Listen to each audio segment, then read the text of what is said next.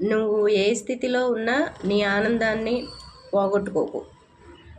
ఎవరికైనా బాగోలేదు, నువ్వు చేయాల్సింది చెయ్యి, కానీ దానివల్ల నీ ఆరోగ్యం పోగొట్టుకోకు.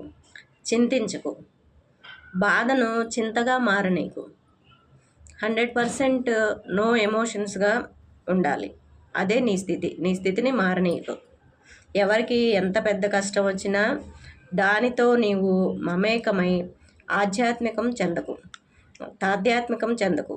దూరం నుండి నీ సమస్యను చూసి పరిష్కారం చెప్పు, లేకపోతే నీవే ఇంకో సమస్యగా మారుతావు.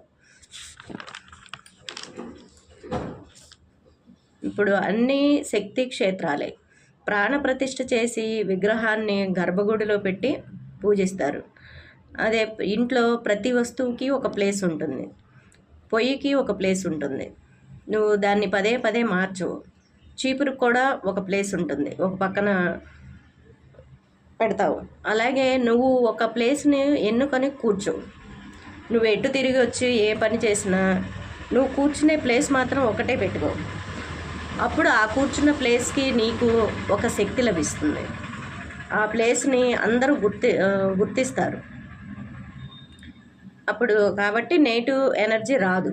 అలాగే నువ్వు ఒక ప్లేస్ ఎన్నుకొని కూర్చుంటే దానికి ఎక్కువ శక్తి ఉంటుంది. ఒక కామన్ మ్యాన్ని, కోటీశ్వరునికి కూడా కూర్చోవడానికి కావాల్సింది ఒక చిన్న ప్లేస్ మాత్రమే, కొంచెం ప్లేస్ మాత్రమే.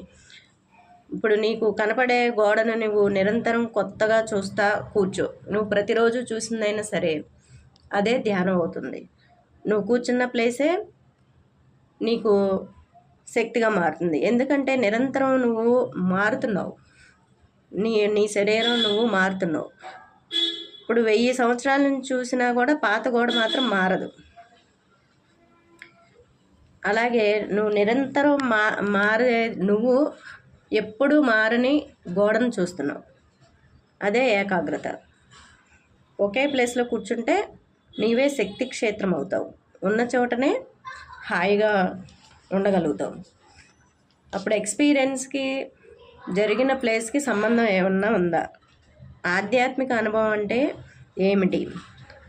నేను ఉన్నాను అన్న స్మరణ ఆధ్యాత్మికం. ఎగ్జిస్టెన్స్ అంటే అది. బాగుండటం బాగోపోవటం లేదు. There is nothing. Who am I అంటే అవేర్నెస్కి, ప్లేస్కి సంబంధం లేదు. ఫిజికల్గా అయితే ప్లేస్ అనుకుంటావు. ఫిజికల్గా దాటితే ఎక్కడ దేవాలయమైనా నీ స్థితి మారదు, ఎక్కడున్నా నీ స్థితి మారదు. భేదభావాలు లేని స్థితి. ఇంట్లో ఉన్న, బయట ఉన్న